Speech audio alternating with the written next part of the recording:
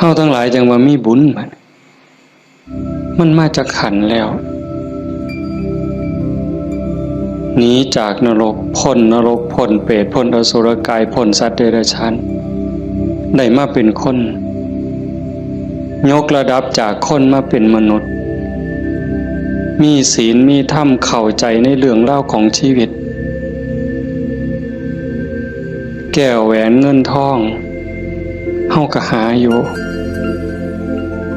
ประกอบสัมมาอาชีพเลี้ยงปากเลี้ยงท้องเลี้ยงลูกเลี้ยงหลานอยู่2 มื้อ 3 มื้อที่เฮามาอยู่ในสวนธรรมเนี่ยขันไปค้าไปขายเด้มันสิได้จักบาทผู้บางคนได้เป็นพันผู้บางคนได้เป็นหมื่นแต่ญาติโยมคิดว่าเอาไว้ซะก่อนแก้วแหวนเงินทองก็มีค่าอยู่มีประโยชน์อยู่แต่มันบ่สู่บุญบ่สู่บุญบ่สู่กุศลบุญกุศลจะเฮ็ดให้เฮาดียิ่งขึ้นไปกว่านี้สูงขึ้นไปกว่านี้บุญเป็นที่เพิงปุญญานิปะละโลกัสสมิงปฏิทาหุนติปานินังเพราะเหตุว่าบุญนั้นเป็นที่พึ่งของสัตว์ทั้งหลายในโลกหน้าพร้อมทั้งโลกต่อไปเพิงได้ตั้งแต่วินาทีนี้ตั้งแต่วินาทีที่เฮ็ดบุญก็เอากายเอาวาจาเอาใจนี่เฮ็ดบาปก็เอากายวาจาใจนี่เฮ็ดบาปเฮ็ดให้เกิดความทุกข์เกิดความเดือดร้อนคันแม่นเฮ็ดบาปดูๆเฮ็ดบาปบ่อยๆเฮ็ดบาปหลายๆถึงในขณะที่เฮ็ดมันสิม่วนมันสิสะใจก็ตามแต่จากมื้อหนึ่งเวลาหนึ่งมันจะเดือดร้อนในข้าวที่มันลุ่มหลงมันก็บ่ย้านหยังดอกอย่างคนไปรักของเขาคนฆ่าเขาเนี่ยฆ่าสัตว์ลักทรัพย์ประพฤติผิดในกามล่วงเกินลูกหลานสามีภรรยาผู้อื่นนอกใจผัวเมียเจ้าของก็แล้วแต่ขี่ตัวใส่ลายป้ายสียุโยงให้แตกเหล่าสามัคคีตอนเฮ็ดตอนทำตอนกำลังมั่วเมาอยู่นี่ก็บ่ย้านหยังก็เกิดว่ามันบ่มีผลแต่บัดฮอดเวลาหนึ่ง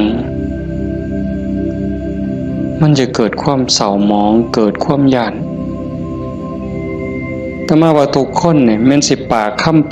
เว้ายืนยันนักแน่นว่าบ่เชื่อดอกว่าบาปมีบุญมีชาติหน้าชาติก่อนนรกสวรรค์บ่มีดอกนั่นก็เว้าแต่ปากซ่อมมึงโหลดคันมีคนแนวนั้นอยู่ไกลเฮาปากว่าบ่ย้านแต่ว่าใจส่วนลึกเนี่ยมันยังมีอยู่วันๆอยู่คือกันบัดยามเจ็บยามไข้ยามที่บาปกรรมมันตามท่านตกทุกข์ได้ยากลำบากลำบนตอนนั้นสิกระวนกระวายเป็นทุกข์ตั้งแต่ยังมีชีวิตอยู่แต่ขันคนที่เชื่อมั่นอยู่แล้วว่าบาปมีบุญมีชาติหน้าชาติก่อนนรกสวรรค์มีขันเผลอไปเฮ็ดบาปปั๊บด้วยความคิดไม่ออกนี่เคยเป็นคิดบ่ดีบ่งามกับพ่อกับแม่กับครูบาอาจารย์พาสององค์เจ้าเพียงแค่ความคิดแวบนิดเดียวเศร้าหมองเดือดร้อนทันทีเห็นบ่บ่ได้โดนเลยเด้อากาลิโกเลยเด้เกิดทุกข์เกิดเดือดร้อนทันทีบาปคือความทุกข์คือเครื่องเดือดร้อนในปัจจุบันส่งผลไปเรื่อยๆขันกำลังบาปมันแห้งมันยังส่งผลอยู่เจ็บไข้ไก่ล้มไก่ตายมันก็หลอกล้อนผ้าจิตตกไปสู่อบายนักสุดลงสู่นรก เบาลงมาเป็นเปรตอสุรกายเบาอีกเป็นสัตว์เดรัจฉานใส่บาปใส่กรรมอยู่นั่นเบาบางแล้วเมื่อเวลากลับมาเกิดเป็นคนอีกเถื่อเศษบาปตามมาพิการหูหนวกตั้งแต่เกิดผู้บางคนตาบอดตั้งแต่เกิดผู้บางคนอวัยวะบ่สมส่วนผู้บางคนอวัยวะครบคือหมูตีนครบมือครบแข้งขาครบแต่ว่าขี้ลายโยมว่ามันถูกซ้ำใดเห็นหมูเขางามเจ้าของก็นั่งเศร้าซองก็โจกงามเลยจะเป็นอุกจะเป็นอังลังเถื่อก็หน้าตาดีดีแต่พิการมันมีแนวเหตุให้กลุ่มใจทุกข์ใจอยู่หั่นบ้านเมืองเขามีมือ10 นิ้วมือ10 นิ้วเจ้าของพันมี9เป็นตะยูว่าบัดนี้ไหว้พระย่ามใดก็จักสิเสียงจักสิเฮ็ดจังได๋ขาดก็บ่ดีคันเกินมา11 นิ้วแล้วบัดนี้สิ่งเหล่านี้เป็นผลของบาปที่ตามมาเล็กๆนะคำแม่นว่าอวัยวะก็คือหมู่อยู่หน้าตาก็พอไปวัดไปว่าก็บ่พอสิอายคนปานใดแต่ว่าทุกข์ล่ะเฮ็ดเวียกปานไฟไหม้มือไหม้ตีนคำบ่ได้ยืนขึ้นบ่ได้อยู่แต่บ่พออยู่พอกินจักเถื่อเอาคันหาอีกแนวนึงดีละพ่ออยู่พ่อกินหน้าตาก็พ่อไปวัดไปว่าแต่ว่าได้ผัวขี่เหล่าเป็นจังไดขันสิป้ามันก็หักอยู่ได้เมียปล่อยเก่งบัดนี้เป็นจังไดเจ้าพ่ออยู่บ่บัดนี้ก็ยังว่าคู่กรรมคู่เวรเอาให้อีกก็ได้ผัวก็ดีดีเมียก็ดีดีบอกกันอ้อมแอมปานเทวดาแต่ว่าลูกปานผีบัดนี้ผ่านมันอย่างเดียวนอนก็บ่หลับกลางเว้นก็เป็นทุกข์กลางคืนก็เป็นทุกข์คิดอยากแต่น้ำลูกชายก็พอแห้งแล้วลูกสาวก็พอแห้งแล้วนั่นคือผลบาปแต่บุญล่ะบุญเป็นสื่อของความสุขเป็นสื่อของความดีความงามนำมาซึ่งความเจริญในขณะที่เฮ็ดปั๊บเฮ็ดบาปก็เอากายวาจาใจเฮ็ดบุญก็เอากายเอาวาจาใจนี่เฮ็ดแต่ว่าบุญเฮ็ดแล้วมีความสุขบ่ต้องรอชาติหน้ายังไม่ออกมาในสวนธรรม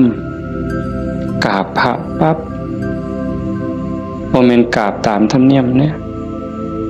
กราบด้วยความเข้าใจว่าเฮากราบพระรัตนตรัยพระพุทธเจ้าพระธรรมพระสงฆ์พระพุทธะนี่อยู่ในใจกราบลงไปโดยสำนึกขึ้นขององค์สมเด็จพระบรมศาสดามันเกิดความอิ่มใจเกิดปีติสิสังเกตไม่ออกสังเกตเจ้าของอยู่ว่าเวลาเฮานั่งสมาธิเนี่ยคือภาคค่ำเนี่ยแหละภาคแรงเนี่ย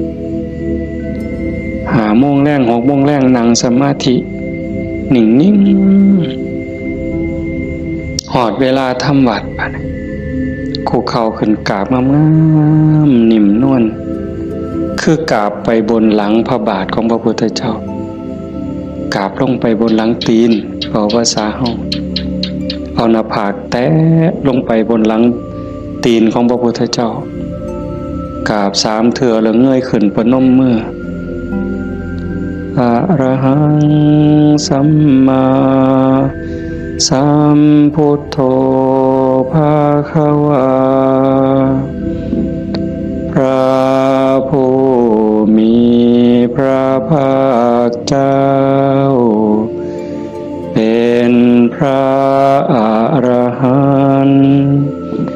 ดับเพลิงกิเลสเพลิงทุกข์สิ้นเชิงตรัสรู้ชอบได้โดย พระองค์เองโอ้สำนี่มันอิ่มน้ำตาไหลอ่อนซ่อนเจ้าของอิ่มใจภูมิใจเด้ทั้งเถื่อเฮาบ่ต้องเว้าคิดซื่อๆนั่งสมาธินิ่งๆทบทวนพระพุทธเจ้าเพิ่นเป็นไผมาจากไสเฮ็ดจังได๋ได้เป็นพระพุทธเจ้าบุกบั่นฝ่าฟันเสียสละหยังมาแน่กลัวได้เป็นพระพุทธเจ้าพอได้เป็นพระพุทธเจ้าแล้วขนขวายในการบอกการสอนการแนะการนำพระมหากรุณาธิคุณที่ยิ่งใหญ่หวังให้สรรพสัตว์ทั้งหลายพ้นไปจากความทุกข์พ้นไปจากการเกิดการแก่การเจ็บการตายพอพระองค์เห็นว่าวัฏฏะสงสารนี้หาความปลอดภัยอีหยังบ่ได้เทศบุญบักใหญ่หลวงตกนรกก็มีเฮ็ดดีมาตลอดชีวิตพลาดนิดเดียวล่วงลงสู่อบายก็บ่อึดแม่นสิเกิดมาเป็นคนดีแล้วงามแล้วร่ำรวยเฉลียวฉลาดมียศถาบรรดาศักดิ์แล้วแต่ความทุกข์ก็บ่เคยห่างหายไปจากคนเกิดเป็นทุกข์โยมกระทบทวนเห็นเกิดในท้องแม่9 เดือน10 เดือนพัฒนาการเฮานั่งคดจ้องของอยู่ในท้องแม่มือคลอดแม่ก็เกือบตายทั้งเธอก็ตายอีหลีแม่ก็ห้องโฮโพสังกาหมดลูกหลุดออกมาสลบเลยลูกพ้นออกมาปั๊บก็หายกากหลด100%เต็มหมดสุคนทุกข์เลยเกิดมาทุกข์แก่ก็ทุกข์หูจักสุคนละนั่งอยู่นี่เจ็บแขวเจ็บข้างเจ็บแข้งเจ็บขาปวดหลังปวดแอวเคยหมดสุคนนะหัวงอกตั้งแต่หัวงอกก็คือมันบ่เจ็บบ่ปวดก็ทุกข์เว้ยไม่ออกเป็นเลยว่ะส่องกระจกเห็นผมงอกนี่ถอนปั๊บหลดย่านเข้าว่าเจ้าของเฒ่าเห็นบ่อายุ40คนเขาเอิ้นแม่ใหญ่ได้งวกปั๊บตาเขียวปื้อเลยเด้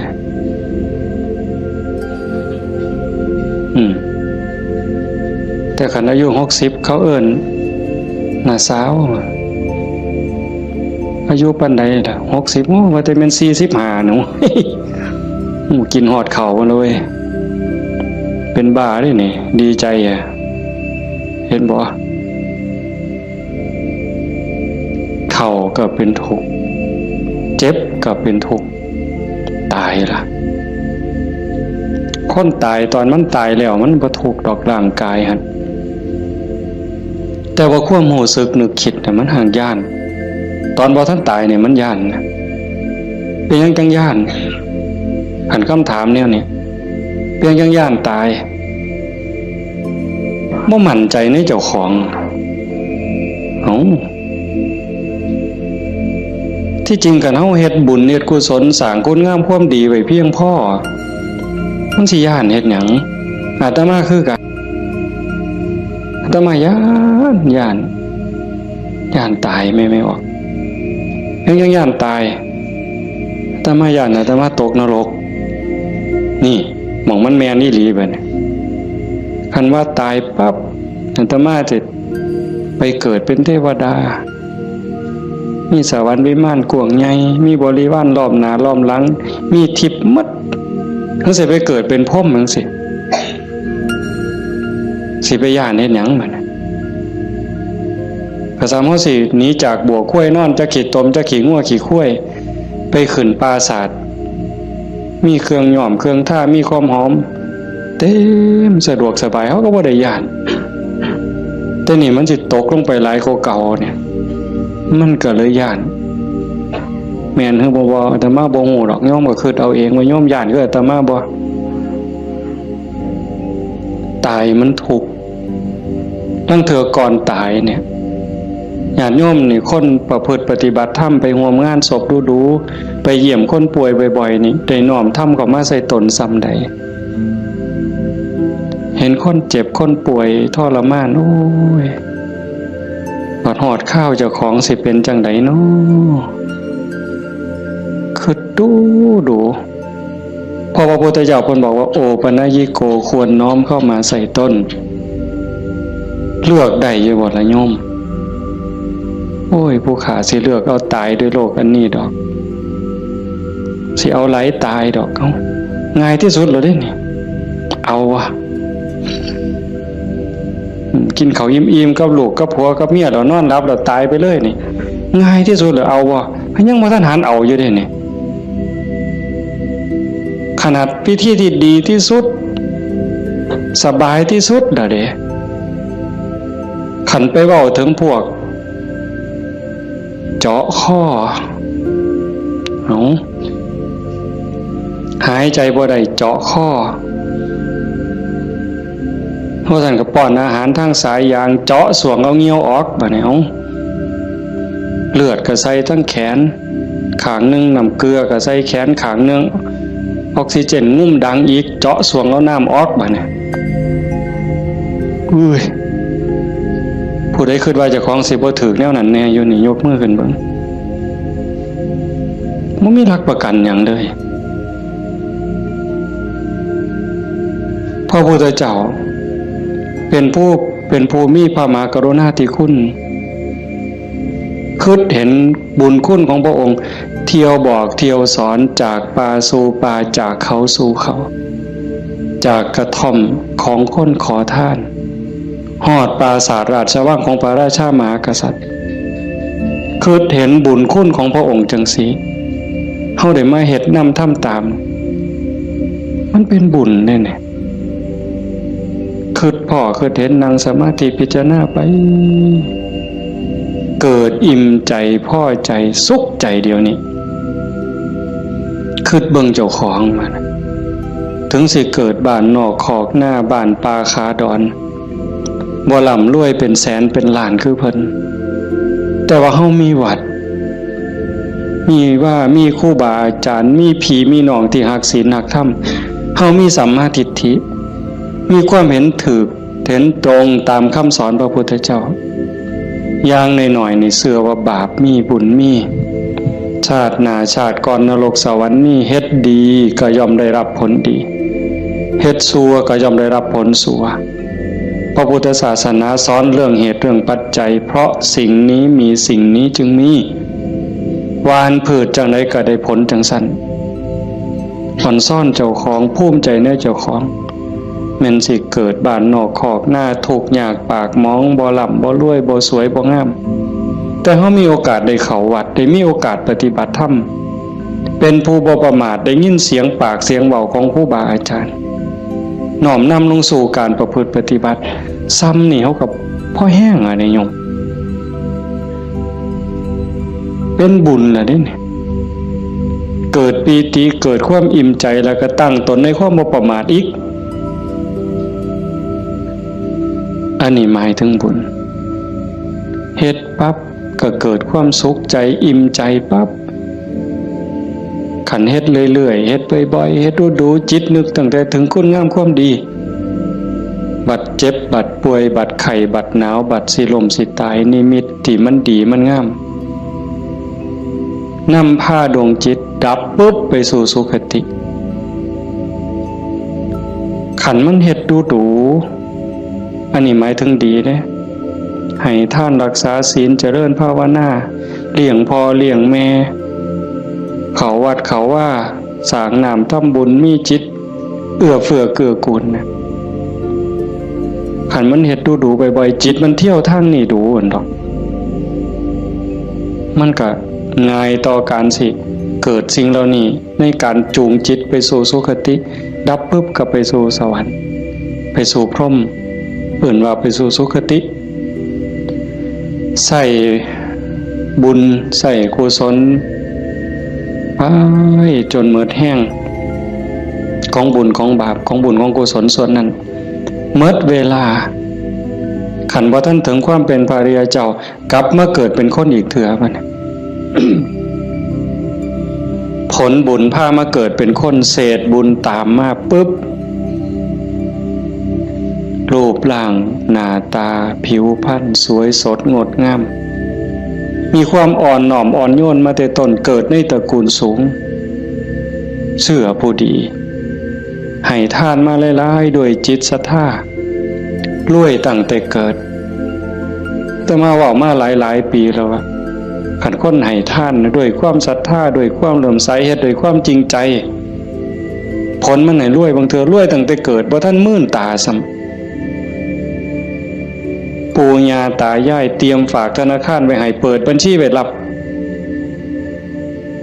เป็น100 ล้านพันล้านล่ะเห็นบ่ล่ะนั่นคืออานิสงส์ของศีลของทานของบุญของกุศลสวยรวยสวยผอมงามผอมรวยผอมฉลาดผอมโรคภัยไข้เจ็บหน่อยอายุยืนมีคนเคารพนับหน้าถือตาเว้าหยังคนก็เชื่อถอยฟังคำผู้ใดบ่อยากได้เนี่ยก็ 100% ทุกคนอยากได้แต่ว่าอยากซื่อๆมันบ่ได้แบบนั้นต้องเฮ็ดต้องสร้างเหตุปัจจัยแต่ว่าคนไทยในปัจจุบันเนี่ยตมาว่าก็กำลังหลงทางไปไกลคือกันมองจังหนึ่งก็คือศาสนาพุทธเจริญเบิ่งอีกแนวหนึ่งก็คือเสื่อมเต็มทีในเวลาเนี่ยนี่คือชุมนุมชนของเฮาในกลุ่มเฮาเนี่ยคือเจริญอยู่แต่ว่าอีกกลุ่มหนึ่งมันอาศัยพุทธศาสนาติดยี่ห้อพุทธศาสนาแต่ว่าเนื้อในแกะกล่องเปิดขวดกินเข้าไปมันบ่แม่นบ่อยากเว้าหลายปานใดดอกเรื่องหมู่นี้แต่มันต้องเถือกับเป็นตะเว้าอ่อนวอนบวงสรวงพิธีกรรมเนี่ยมันออกนอกทางมัดนิยมคันมันสิง่ายปานนี้พระพุทธเจ้าสิมานั่งเฮ็ดหยังสิสอนเฮาให้ฝึกให้ฝนให้เพียรเฮ็ดหยังครูบาอาจารย์หลวงปู่หมั่นหลวงปู่ชาเอาชีวิตเกือบบ่รอดก็สั่นก็ครึ่งฝ่ายแล้วก็มาผูกหัวเจ้าของก็สวดซะทีล่ะอิติปิโส1,800,000ก็เลยตัวให้มันหอเวินกิเลสคูโคบเอาโลดติล่ะมันแม่นบ่ล่ะกระแสนี่กำลังแห้งไม่ออกกระแสนี่กำลังหลายนั่งเถื่อกับเงินนี่เป็นตัวตั้งบ่ได้ตั้งใจดอกแต่ขี่รถมาได้ยินไหมเปิดวิทยุฟังแถวนี่ล่ะวิทยุแถวนี่ล่ะหมดน้ำกันนี่ล่ะเนาะพอมันได้เงินหลายบางมื้อวันที่2บ่อาจจะมาไปเทศงานนึงเทศจบคนกำลังลังมาอันนี้มือสาวมือรุ่นเลยก็เลยถามประธานงานเขาก็บ่ฮู้ดอกว่าท่านเข้าใจว่ามันเป็นแนวใดนะถามว่าเป็นจังได๋งานเรียบร้อยดีอยู่บ่เรียบร้อยอยู่ค่าน้อยเพิ่นว่าอุ้ยได้เงิน800,000กว่าเพิ่นว่าสาธุว่ะงานขึ้นเดียวง่ายๆแจกไม่หีบกันหมดขึ้นเนี่ยอยากขอหมดไว้ก็ออกแบ่งใหญ่ๆถ้ามาเชื่อว่าพระพุทธเจ้าบ่สอนแล้วก็บ่ได้พาเฮ็ดแนวนั้นแต่แนวจังซี่นี่ไม่ออกบ่ออกนอกจากเป็นบุญเป็นกุศลเด้เฮามาเฮ็ดในมื้อนี้เวลานี้เด้นอกจากมาสร้างบุญแล้วมาหาที่เพิงสำหรับดวงจิตดวงวิญญาณเจ้าของแล้วชีวิตมันมีกายกับใจอย่างว่าร่างกายประกอบด้วยดินน้ำลมไฟเหมือนเวลามันก็แตกสลายดินขึ้นดินน้ำขึ้นน้ำลมขึ้นลมไฟขึ้นไฟแต่กระแสจิตกระแสใจกระแสวิญญาณเดินทางต่อหอบบุญหอบบาปไป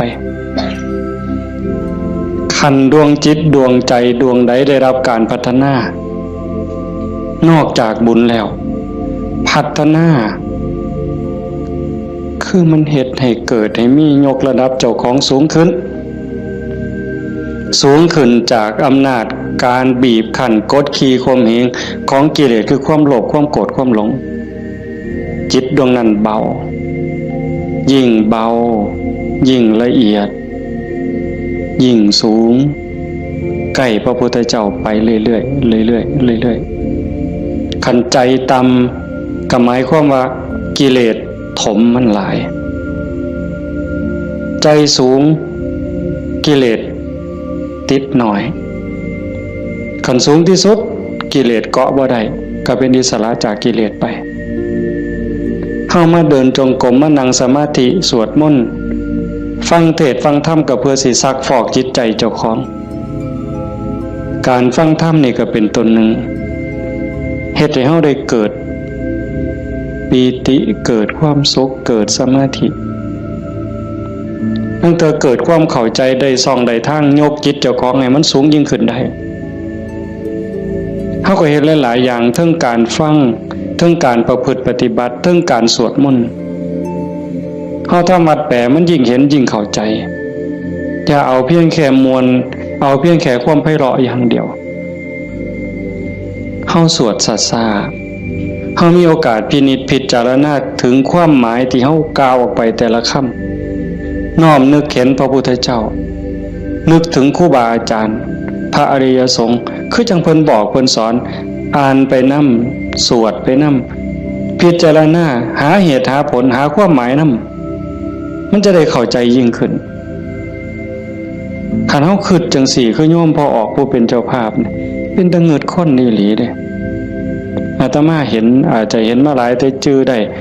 นี่เป็นรายที่สองผู้หนึ่งโยมเพื่อสังขะจังหวัดสุรินทร์เฮ็ดแรกๆเนี่ยเฮ็ดเป็นรีสอร์ทเฮ็ดสวนนี่เป็นรีสอร์ทมีบ้านพักเอาไปเอามาไปปฏิบัติธรรมดูเขาก็คือสิบ่ต่างกับเจ้าภาพเฮาใจตกลงไปในกระแสธรรมหักศีลหักธรรมมั่นใจแล้วว่าอันใดสิเป็นที่เพิงของชีวิตอันใดสิเป็นสมบัติควรสิถือออกจากโลกนี้ก็ค่อยๆเปลี่ยนบัดจากรีสอร์ทจากบ้านพักนัดพี่นัดน้องไปร่วมปฏิบัติจากกลุ่มก่อนเล็กๆจัดประกาศงานบักใหญ่มีงานปฏิบัติธรรมมาหลายปีตั้งสถานีวิทยุคือกันเลย2 ปีที่ผ่านมาหลังเนี่ยจัดงานปริวาสโยมได้ไหนไม่ออกได้ไหนเอาสวนเจ้าของจัดเป็นงานปฏิบัติธรรมเอานิมนต์พระมาเขาอยู่ปริวาสกรรมญาติโยมไม่ออกชาวบ้านกับมาร่วมปฏิบัตินำกับพ่อๆกันนี่แหละครับเฮาแต่เพิ่นก็มีพระเสริมเข้ามานี่คือมั่นใจแล้วว่าสิ่งที่สิถือออกจากโลกนี้นอกจากบุญกุศลคุณงามความดียังมีโอกาสได้คัดเกลาจิตใจยกระดับจิตวิญญาณเจ้าของให้สูงขึ้นให้มันสูงขึ้นจากอำนาจของความโลภความโกรธความหลงความอิจฉาริษยาอาฆาตพยาบาทจองเวรหน่อยเนื้อต่ำใจบุญยังบ่ทันปลอดภัยปานใดเลยดีอยู่แต่บ่ทันปลอดภัยเพราะว่าคำสอนของศาสนาญาติโยมก็ได้ยินอยู่แล้วหลายๆมื้อเฮาก็ทำวัดอยู่ประจำละชั่วประพฤติดีเห็นบ่ละชั่วประพฤติดีทำจิตให้บริสุทธิ์ตัวจิตบริสุทธิ์นี่จึงเป็นพุทธศาสนาละชั่วมาเฮ็ดดีนี่มันยังบ่ทันฮอดพุทธศาสนาแต่มันเป็นหลักสากลของโลกของจักรวาลผู้ใดเขาก็สอนกันแบบนี้ญาติโยมก็ลองพิจารณาว่าชีวิตเฮาที่เหลืออยู่เนี่ยเฮาสิเฮ็ดจังได๋จังสิใกล้พระพุทธเจ้าใกล้หลักธรรมเข้าไปที่สุดจากชั่วมาถึงดี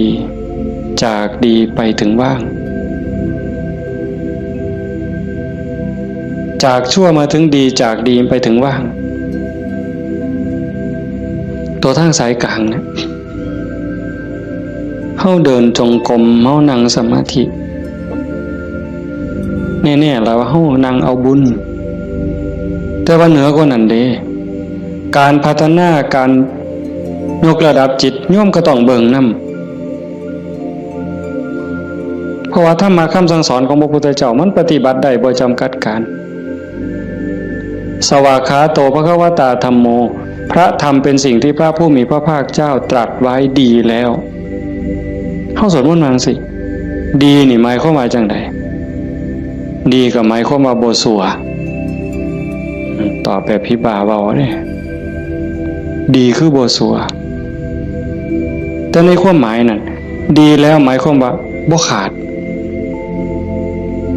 พระพุทธเจ้าสอนไว้ตรัสไว้บ่ขาดแล้วก็บ่เกินพอดีสำหรับการดับทุกข์สำหรับการสร้างบุญสร้างกุศลสร้างประโยชน์กับส่วนรวมแล้วพอดีสำหรับการดับทุกข์บ่ต้องเติมเข้าไปอีกแต่ก็บ่ต้องเอาออกคำสอนเนี่ยบ่ต้องเอามาเติมคันพวกมาเติมกลายเป็นสัตว์ทำปฏิรูปเป็นของปลอมไปมองศาสนาสิฟันเฟื่อนมองเฮาสิหลงทางเสียเวลาของชีวิตเฮ็ดไปก็เสียเงินเปล่าเสียเวลาเปล่านั่นคือมันเป็นสัตว์ธรรมปฏิรูปเป็นของเกินเป็นของไร้สาระแต่ว่าตื่มเข้ามายัดใส่พระโอษฐ์ของพระองค์ว่าอันนี้พระพุทธเจ้าตรัสนี่คือเหตุการณ์หลายๆอย่างอยู่ในเวลานี่ในสังคมชาวพุทธเฮา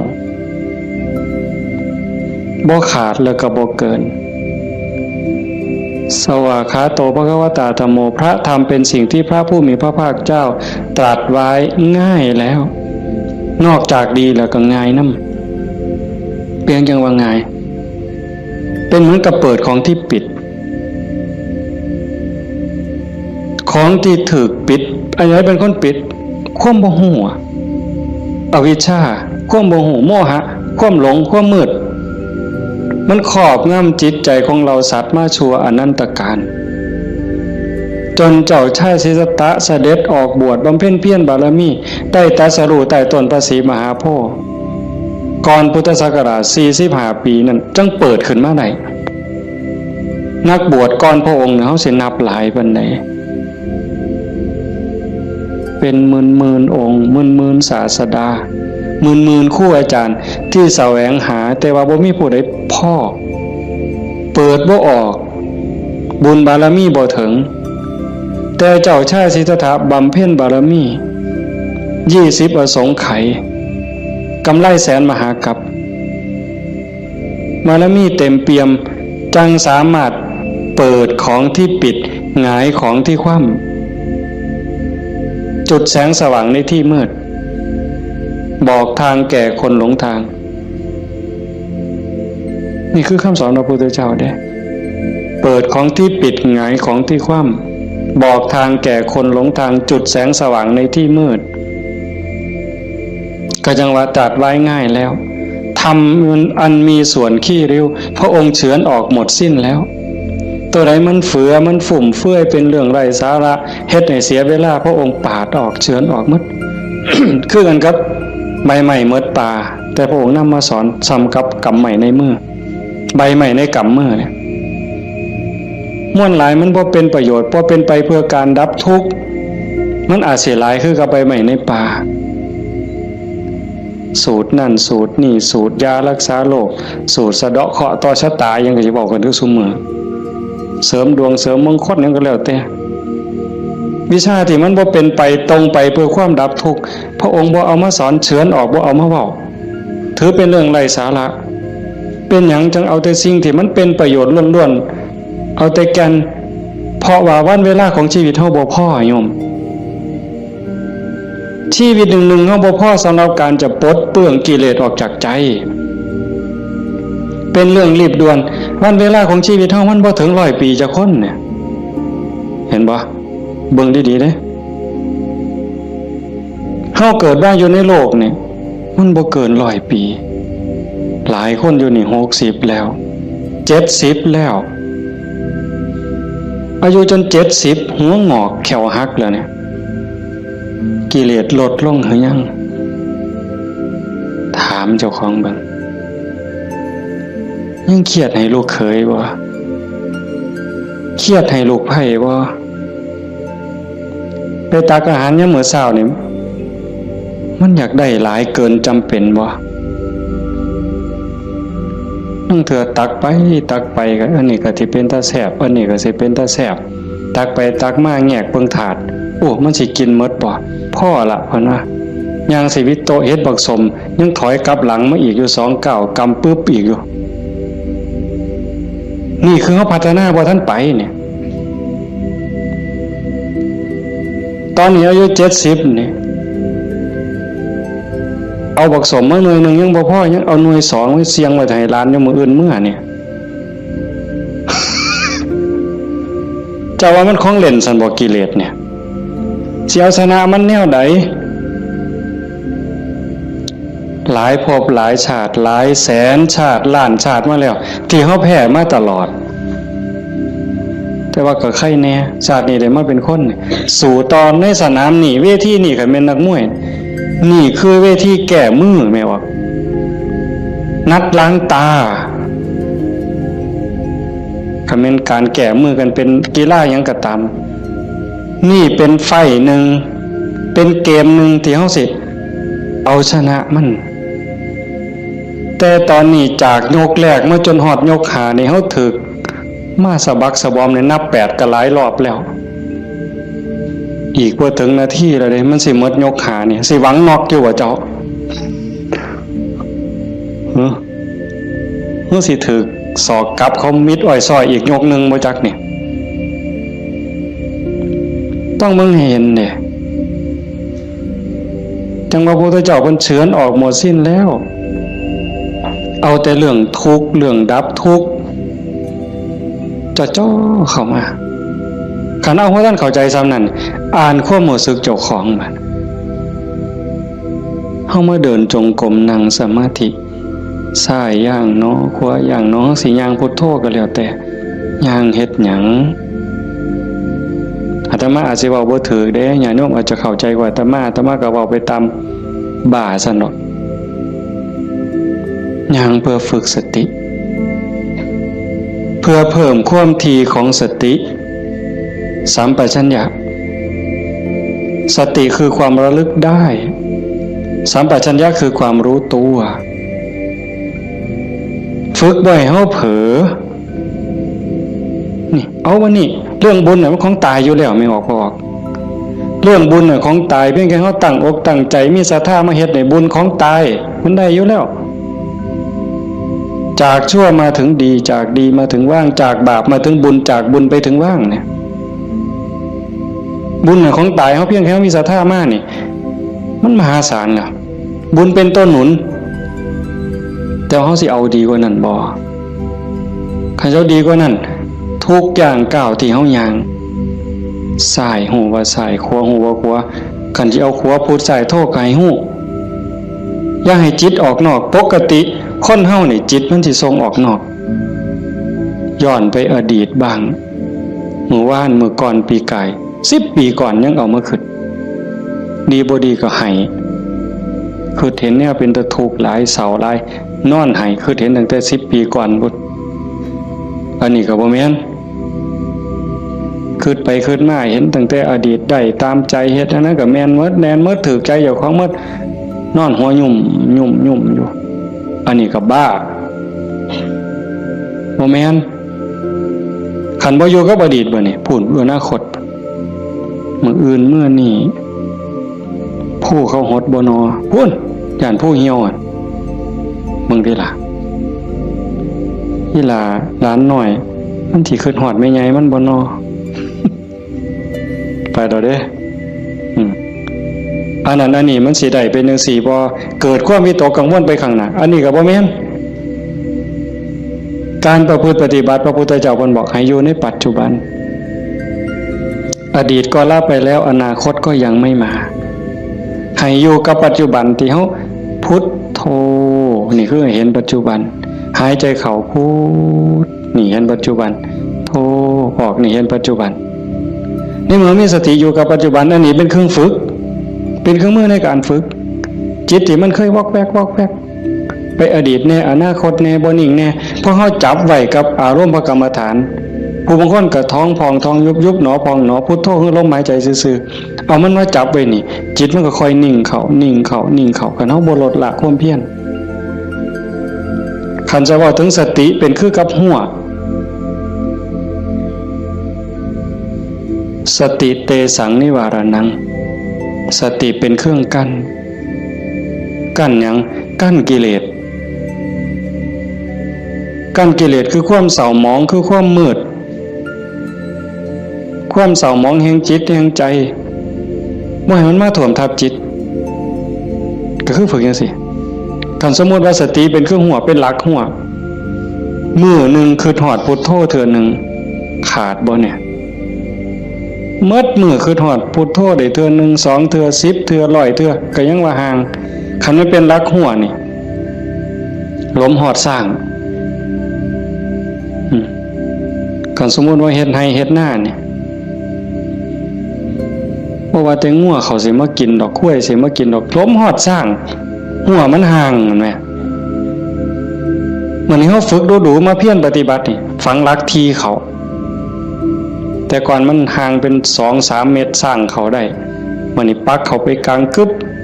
เหลืออยู่เมตรครึ่งสร้างเขาบ่ล้มเนี่ยแต่ว่ากล้วยเขาได้เด้ฝึกเขาไปอีกเพี้ยนไปอีกพยายามเขาไปอีกฟักกึกเขาไปอีกจากเม็ดเคิงเหลือ75เส้นจบคุ้ยเขาบ่ได้งัวเขาบ่ได้แต่ว่าหมูอาจสิเขาได้นี่ดุดมุนได้เสียบเขากลางกึดเหลือ30กว่าเส้นหมูเขาบ่ได้แต่หมาเขาได้มันเพี้ยนเขาไปอีกซับเขากลางจาก30กว่าเหลืออยู่20 15ขึ้นไปหา20เสียบเข้าไปอีกเหลืออยู่10กว่าเส้นบัดแล้วไก่ก็เขาบ่ได้เสียบเข้าไปอีกไก่เขาบ่ได้กบอาจสิเขาได้ที่เขาอีกกบเขาบ่ได้เขียดโม่เขาได้ที่เขาอีกเขียดโม่เขาบ่ได้เขาได้แต่เขียดแค่หน้าสติเฮาคือกันสติสัมปชัญญะฝึกบ่อยๆฝึกดูๆเห็นดูๆหูดูๆมันก็จะเป็นความชำนิชำนาญความระลึกรู้ระลึกเห็นบ่อยๆเกิดขึ้นอยู่ในปัจจุบันบ่อยๆบ่ได้แวบไปสู่อดีตบ่ได้แวบไปสู่อนาคตเกิดความตั้งมั่นเกิดความมั่นคงสติสัมปชัญญะสมาธิความตั้งมั่นได้บัดสมาธิคือความตั้งมั่นแห่งจิตบ่วอกแวกปัญญารอบรู้ในกองสังขารที่มันมาหลอกจิตสังขารกลางกายก็อีกอย่างนึงสังขารคือจิตใจก็อีกอย่างนึงกายนั่งนิ่งแต่ว่าจิตมันคิดไปทั่วทิศทั่วแดนในเมื่อหูจักเรื่อยๆหูจักบ่อยๆพยายามผูกมันไว้ผูกไว้คอยตะล่อมจิตมันคือลิงเพิ่นยังว่าผูกไว้คือผูกลิงใส่หลักสติเป็นเหมือนกับเชือกองค์ภาวนาเป็นคือกับหลักมันสิดื้อปานใดลิงมันดื้อไปโลดมันไปบ่ได้จักหน่อยมันก็ล่ามันก็ซ่าลงจักหน่อยก็นั่งจิตเฮาคือกันเฮาบ่เครียดดอกมันไปก็ปล่อยมันไประลึกได้ปั๊บก็กลับมาใหม่ระลึกได้ปั๊บกลับมาใหม่ดูเขามันก็มีทางมันก็เป็นความชินของมันอยู่จักหน่อยก็นิ่งได้พอแต่มันนิ่งมันอิ่มแน่ไม่ออกก็สิเคยเห็นหลายคนนั่นล่ะเก่งกว่าแต่มาล่ะนั่งอยู่นี่ซ่อมเบิ่งเนี่ยเกิดความอิ่มใจสุขใจคันเฮ็ดดูบ่อยๆอย่างเฮาเบิ่งท้องพองท้องยุบเห็นคักๆขณะที่ท้องพองขึ้นปุ๊บทอเส้นผมปุ๊บขึ้นมาก็เห็นยุบลงปุ๊บทอเส้นผมนี่ก็เห็นหายใจเข้าหายใจออกคือกันในนี่มันก็มีการเกิดดับเห็นอยู่ในเมื่อที่ทั้งสัตว์ปั๊บเกิดปีติเกิดความสุขเกิดอิ่มใจอันนี้เล็กๆดอก ของเล่นน้อยๆขนาดบางเถื่อเฮาเฮ็ดดูๆบ่อยๆจนได้หูจักมันแน่แล้วบัดเกิดมื้อนึงเวลานึงเฮามีเรื่องต้องคิดต้องอ่านมันหนหูหนหวยกัดกลุ่มกระวนกระวายคิดพอปั๊บคิดฮอดกรรมฐานหายใจเข้าดึงลมหายใจเข้าหายใจยาวๆบึ๊บหายใจออกบึ๊บเย็นว่าขนลุกวืบโล่งอันนี้ก็มีก็เป็นบอนพักอีกอันนึงคันเฮ็ดจังสี่ดูๆบ่อยๆบ่อยๆเฮาสิเล่นจังได๋กับมันก็ได้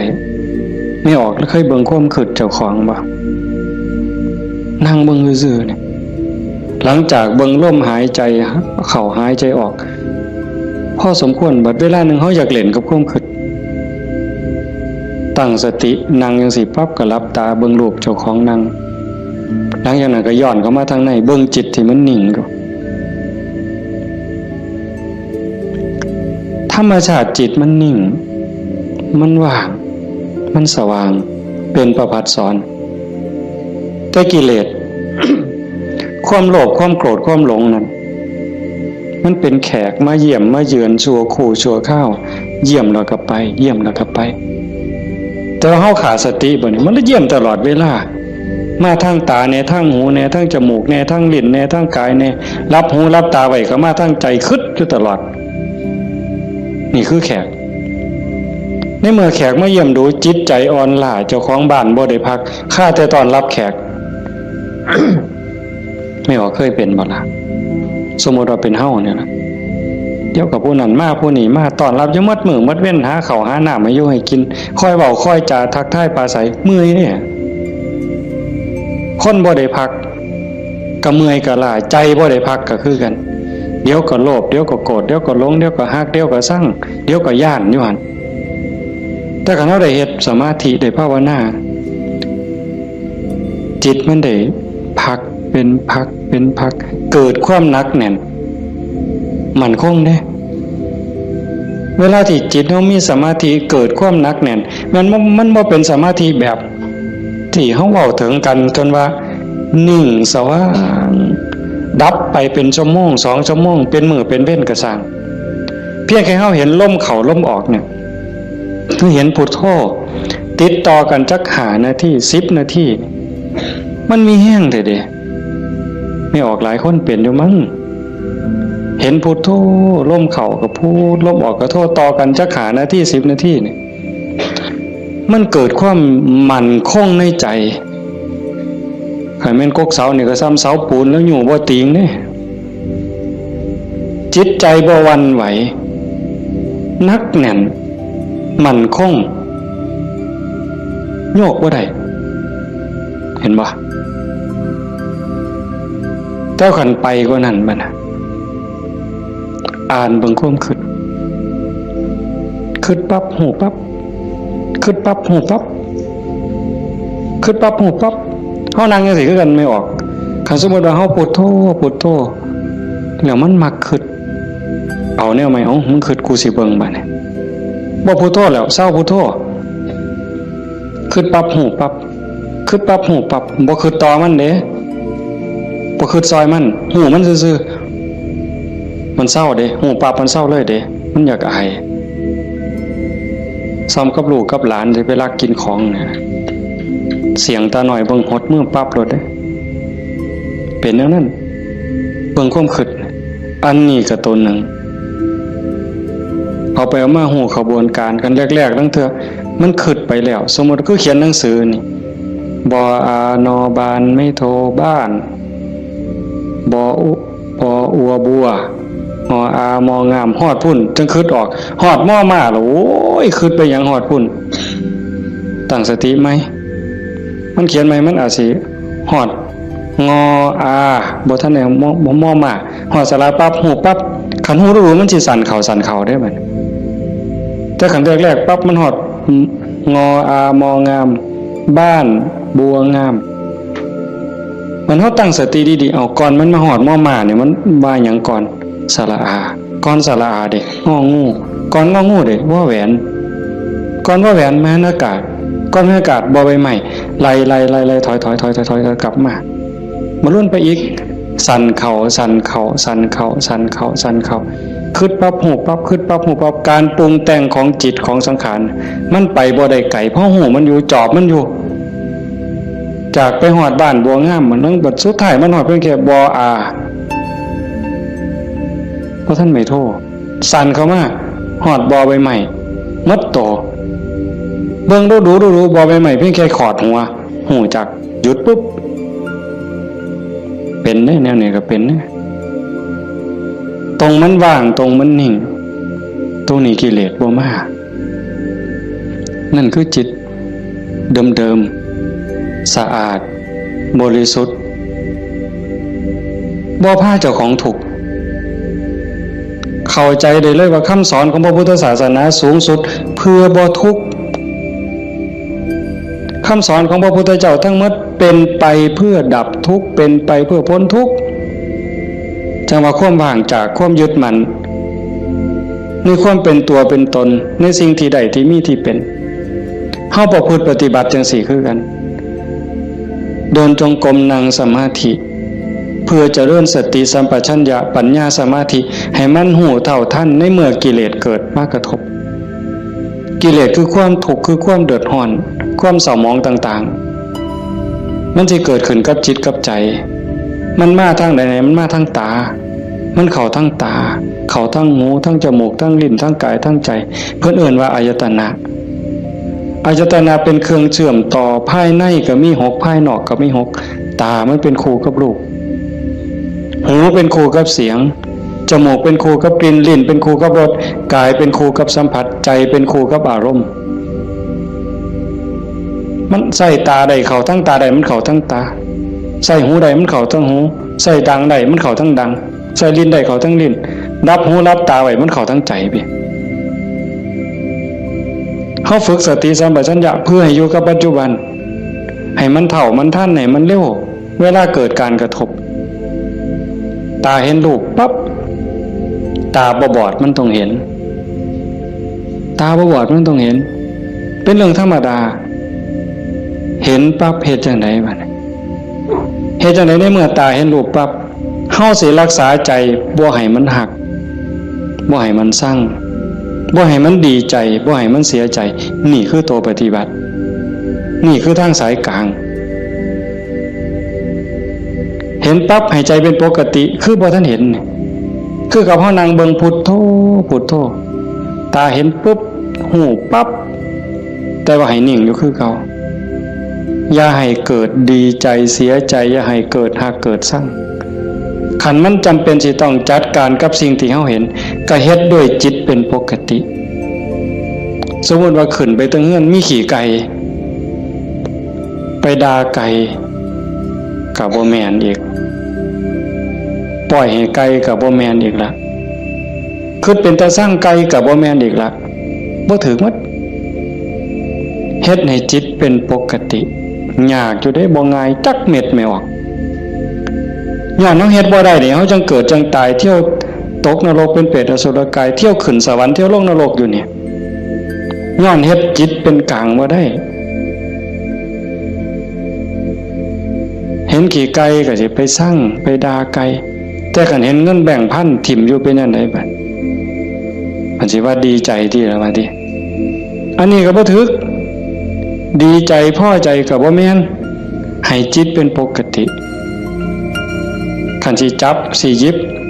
มันมีเจ้าของบ่ก็หยิบไปหาเจ้าของเอาเก็บไว้ซะก่อนก็จังค่อยประกาศหาเจ้าของก็บ่คิดว่าสิเอา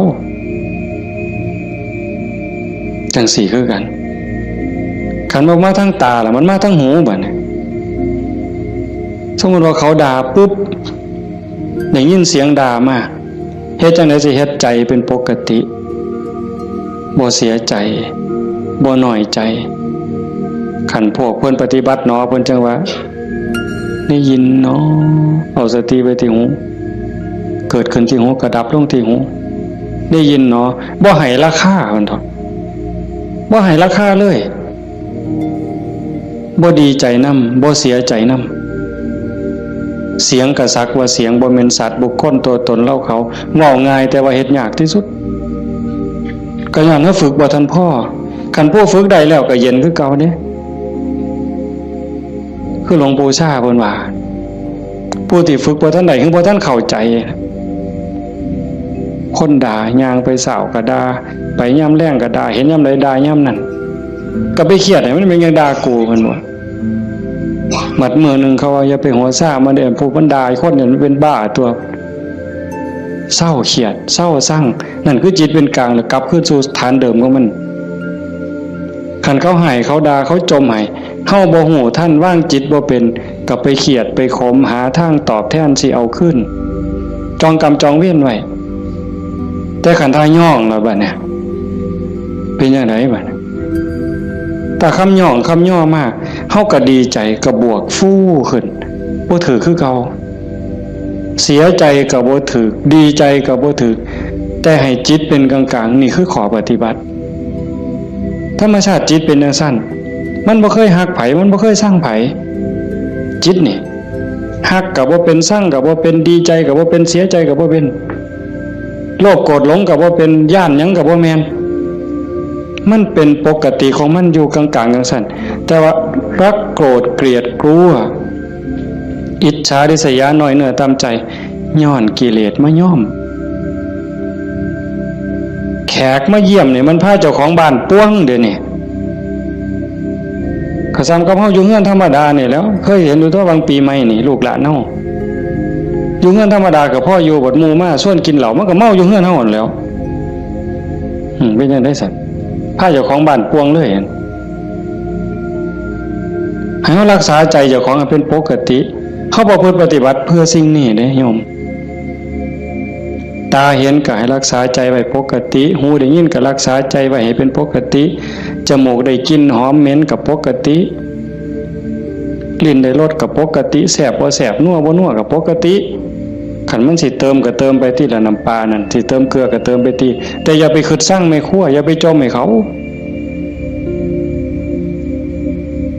หนาวห่อนมันหนาวมากก็เป็นว่าสิทนกรรมฐานเนี่ยบอกว่าให้ปล่อยว่างมันหนาวก็สิเสืออยู่ซื่อๆบ่ห่มมันดอกผ้านี่มันก็แล้วแต่ว่าธรรมชาติมันก็ให้ห่มแต่ว่าก็อย่าทุกข์อย่าเดือดร้อนรักษาใจเป็นปกติคันบ่จังซั่นนี่คนมันติดซั่วก็ติดได้ไม่ออกดีก็ติดซั่วก็ติดแม่นบ่หมู่เจ้าว่าเมื่อไปสิเถียงสมมุติว่าตาเนี่ยมันก็บ่แม่นว่ามันสิมักแต่ของถูกใจมันเด้มันได้สิถูกตาแล้วมักเบิ่งได้สมมุติว่าเห็นผู้สาวเห็นผู้บ่าวเห็นคนงามที่เฮาพอใจบ่แม่นเฮาสิเบิ่งแต่คนที่เฮาพอใจเด้เข้าเดียวก็เลี้ยวเบิ่งก็ดีใจโอ้ยงามเนาะโอ้ยพอใจเนาะบ่แม่นแต่จังซั่นอันคนผู้เฮาสร้างนี่ไม่ออกเคยเป็นบ่โอ้ยจังมันกูสร้างปานตาสิแตกเพิ่นว่าสร้างปานตาสิแตกแต่ว่าแม่นเบิ่งบ่เศร้าเนี่ยเอาเคยเป็นบ่หมู่เจ้า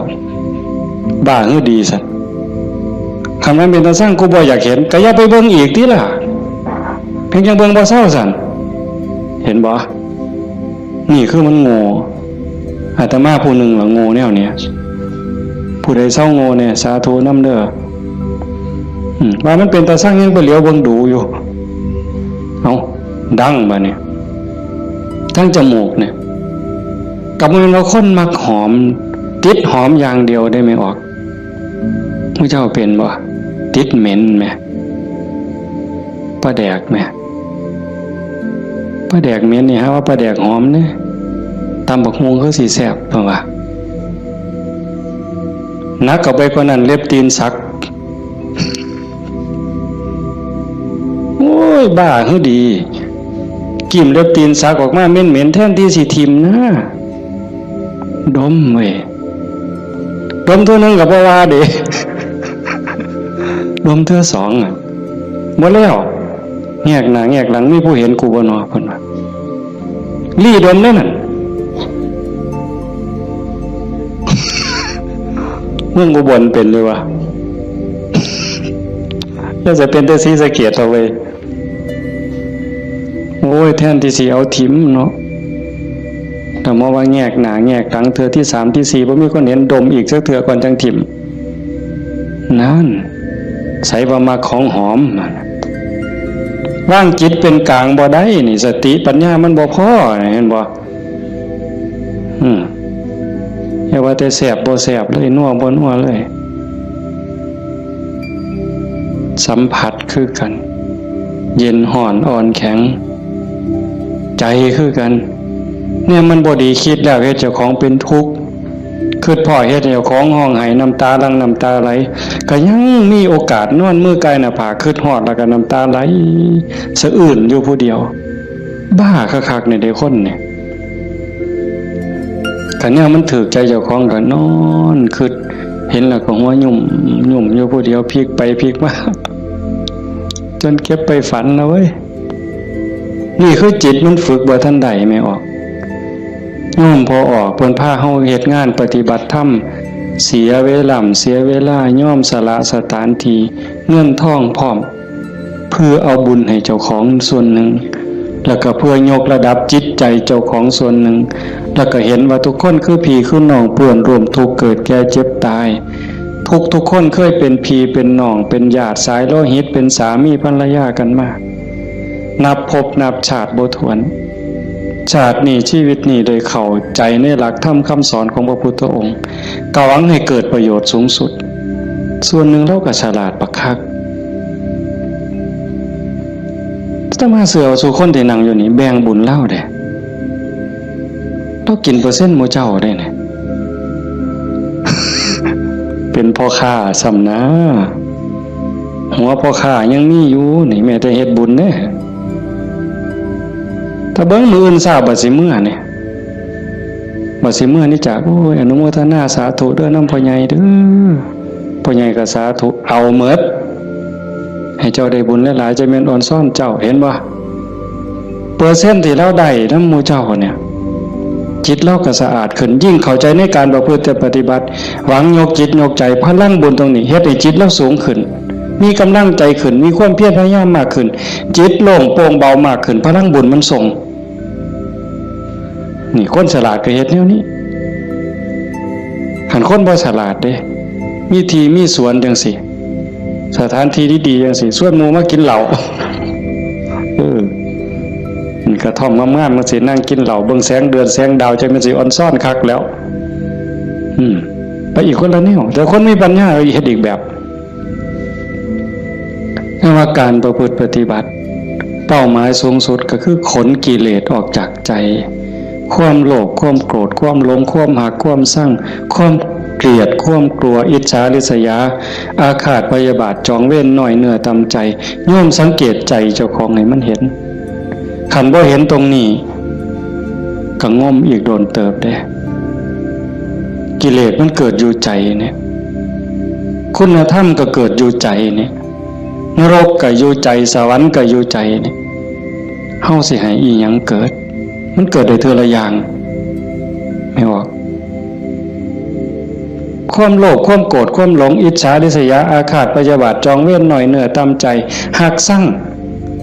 เกิดในใจเฮาเกิดได้เทื่อละอย่างซ้ำกับตะเว้นขึ้นแจ้งมืดจักไปใสเหมือนยามตะเว้นตกดินความมืดจักมาแต่ใสความแจ้งจักไปใสยามเฮาดีใจนี่ความเสียใจจักไปใสมิดอ้อยซอยยามเฮาสร้างขึ้นมาหักกับมิดอ้อยซอยผัวเจ้าของนี่แล้วเคยเป็นบ่ผัวเจ้าของเมียเจ้าของนี่ฮั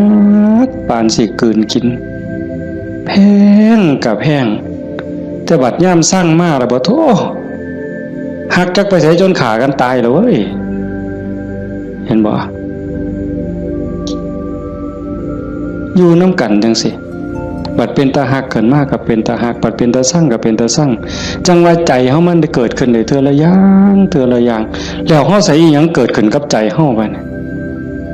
ผู้มีธรรมก็อยากให้ความดีเกิดความดีใจความภูมิใจ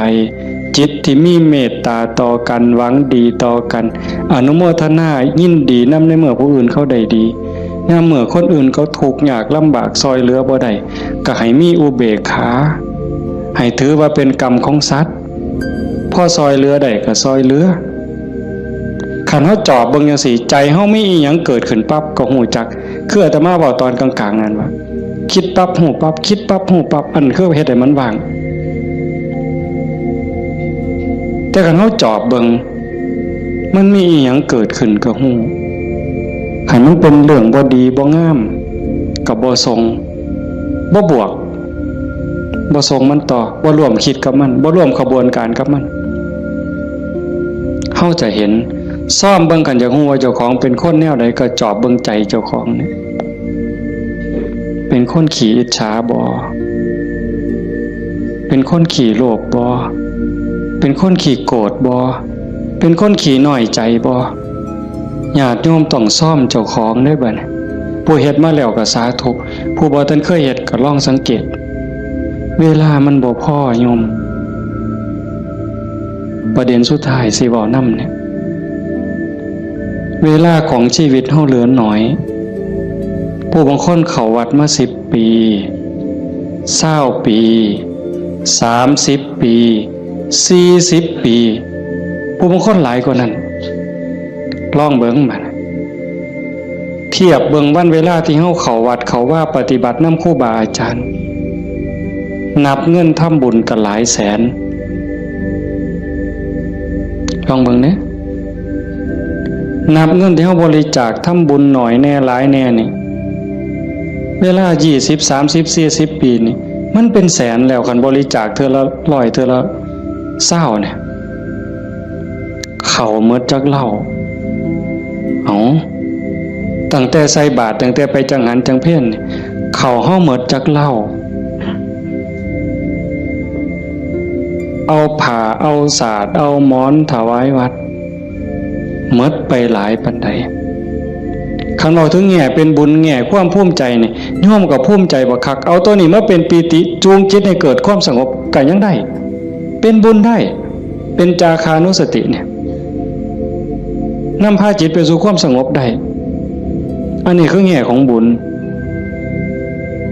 ก็เป็นที่เพิ่งให้จิตให้ใจอย่างมหาศาลเลยล่ะไปแต่คันบอกถึงแง่ของการพัฒนาเป้าหมายของพุทธศาสนาในขณะที่เสียเงินไปหลายแสนแล้วหมดเงินไปหลายแสนแล้วหมดเข่าไปหลายเหล่าแล้วยกใจขึ้นบ่ใจเฮายกขึ้นได้ส่ำใดความโลภลดลงจักหน่อยบ่ความโกรธลดลงจักหน่อยบ่ความแข็งดีแข็งเด่นลดลงจักหน่อยบ่หือไปวัดแห่งแต่ไปผิดกันอยู่วัดขาดทุนได้นี่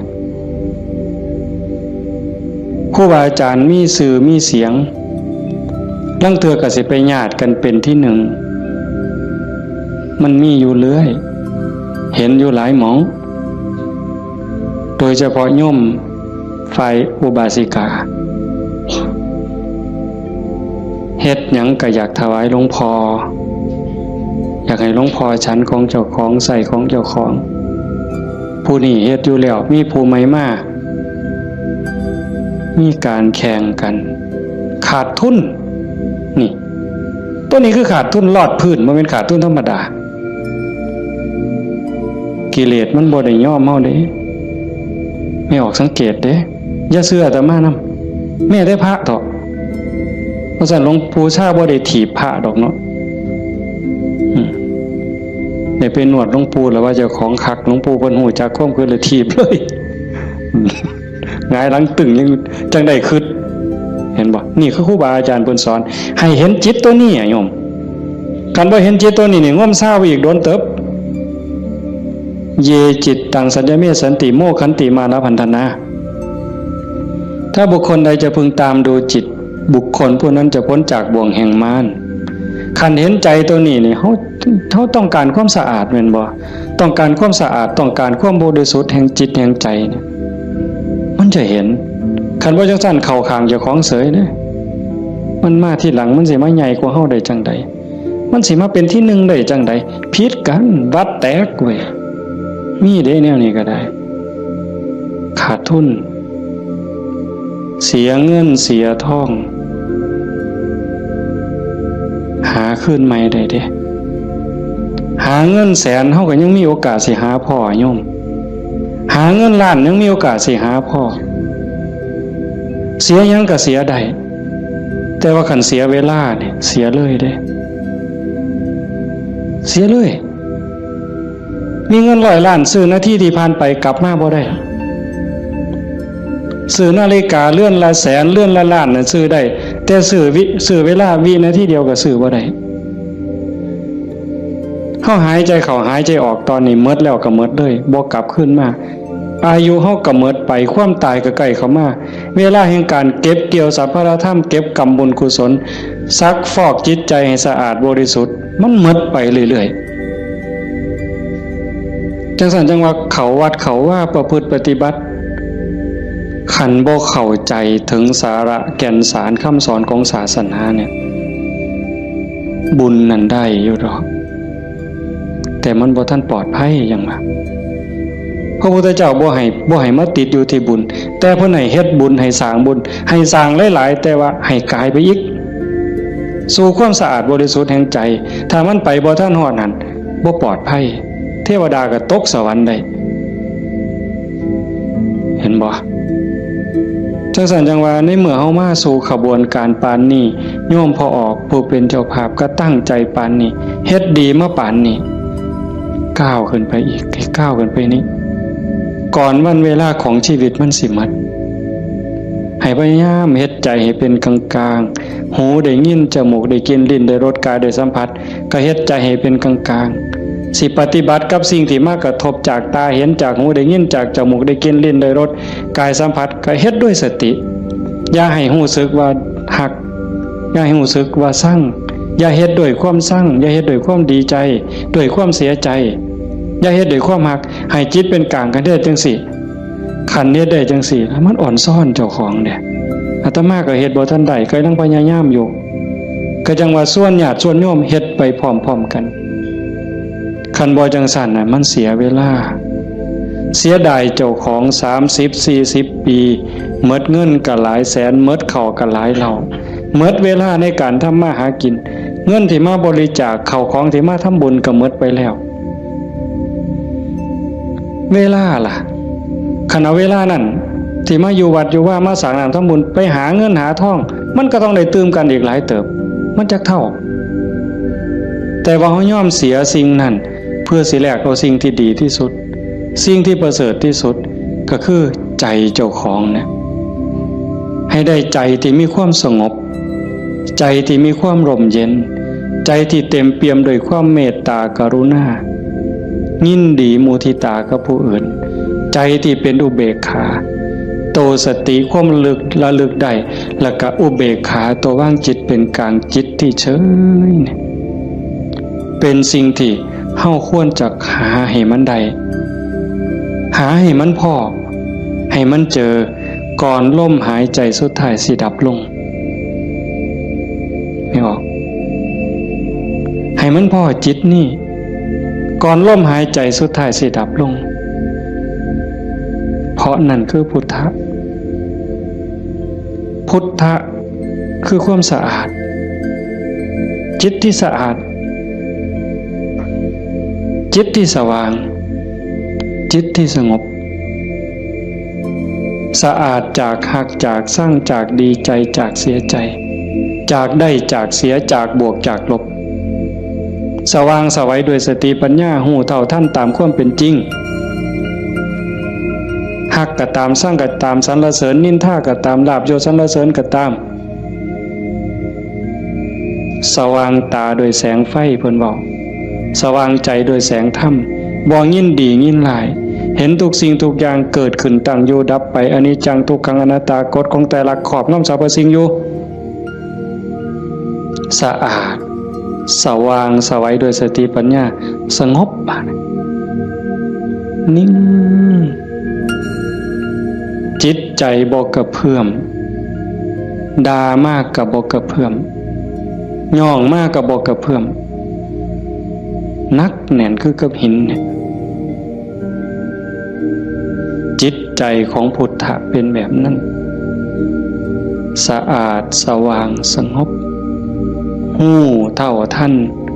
ตื่นจากความลับไหลเบิกบานจากการที่เจ้าของบ่มีโทษตรงนี้เป็นวิชาการของพุทธศาสนาเป็นหลักที่ชาวพุทธต้องปฏิบัติ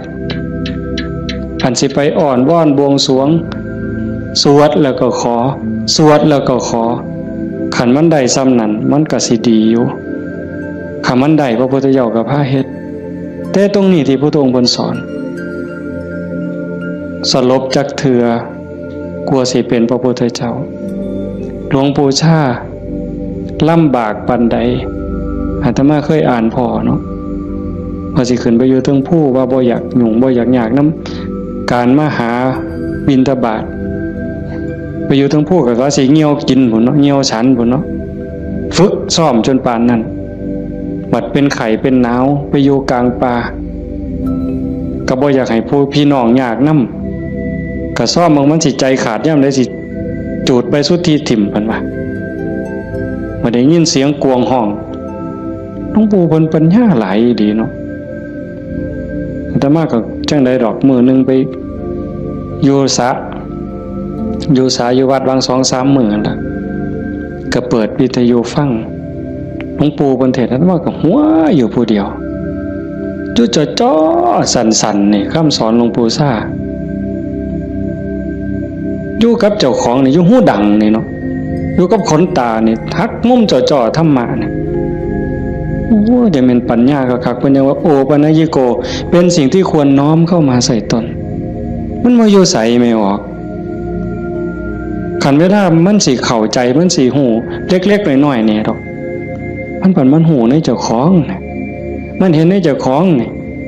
โอปัญญิโกเป็นสิ่งที่ควรน้อมเข้ามาใส่ตนคันน้อมเข้ามาใส่ตนนั่นเป็นคำสอนของพระพุทธเจ้าคันน้อมออกไปจักแม่นคำสอนไผบัดนี้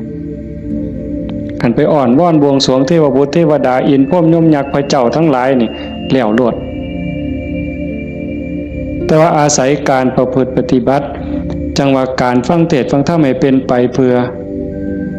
ความศรัทธาความเหลื่อมใส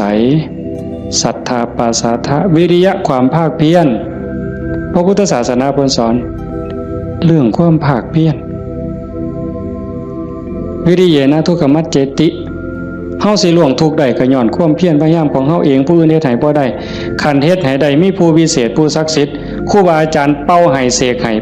ผู้ใดสิเกินพระพุทธเจ้าก็ออกว่าไผสิเกินพระพุทธเจ้าในโลกในจักรวาลแนวคันมันเฮ็ดแทนได้ทำพิธีเฮ็ดให้ได้พระพุทธเจ้าเฮ็ดให้หมดเมื่อเช้าย่างบิณฑบาตหัวแต่ว่ามันก็หาเรื่องอยู่เลยปีชงเพิ่นว่าปีนี้ปีชงส่งหยังส่งกาแฟ